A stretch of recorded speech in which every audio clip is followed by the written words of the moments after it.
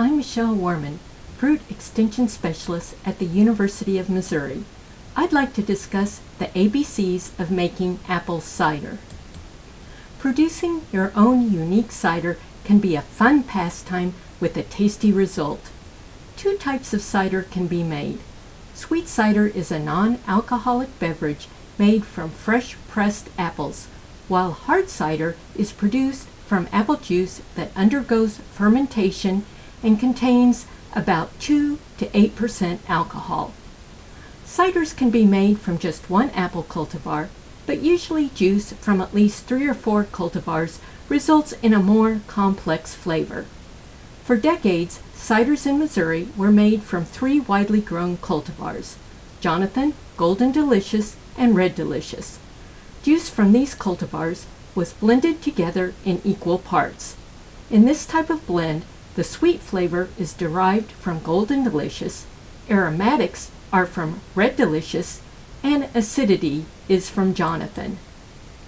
Many other Missouri-grown apple cultivars can be used for cider. Those with medium to high acidity include Granny Smith, Empire, Arkansas Black, and several others. Cultivars that add sweetness to a cider blend include Gala, Fuji, and Honeycrisp. Additional cultivars with a sweet tart flavor are Braeburn, Jonagold, and Mutsu. For fun, experiment with various blends of juice in different proportions to create a distinctive cider that pleases your palate.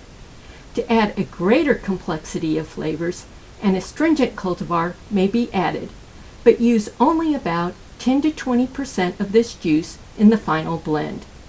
Astringency can be obtained from apples with a high tannin content, such as Kingston Black, Daubonnet, Porter's Perfection, or Hughes Crab, but these cultivars are scarce, as Missouri growers are just starting to grow this type of fruit. When harvesting apples for cider, only use fruit picked from the tree. Apples that have fallen to the ground may be contaminated with animal feces. Also, fruit that has been on the ground for more than a day may be spoiled. Red or yellow-skinned apples should be well ripened with no green undercolor present on the peel.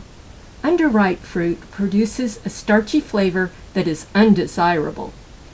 Fortunately, apples continue to ripen after harvest.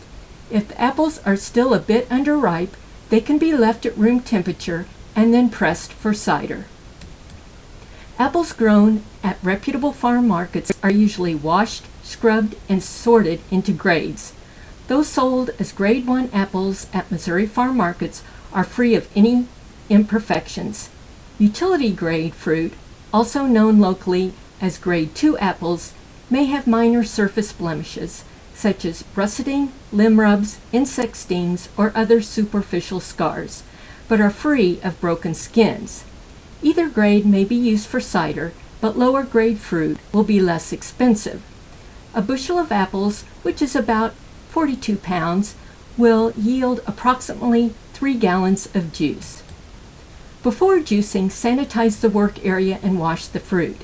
Apples may be peeled or not, depending on the type of flavors desired in the cider. For small batches of cider, fruit can be cored and pared into quarters or smaller chunks and run through an electric fruit juicer.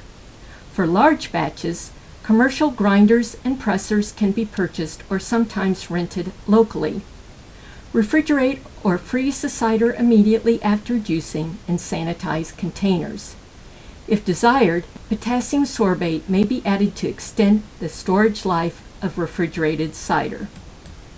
In the past, outbreaks of E. coli and other infections in humans were associated with unpasteurized cider. The suspected cause of these diseases was the use of dropped apples where animal manure was nearby or present on the ground in the orchard. Thus, pasteurization of cider is recommended for those at high risk or individuals with a weakened immune system. To pasteurize cider, simply heat the juice to at least 160 to 185 degrees Fahrenheit before pouring it into sanitized containers, and then refrigerate or freeze it immediately. Pasteurized cider can be stored in the refrigerator for about 3 weeks.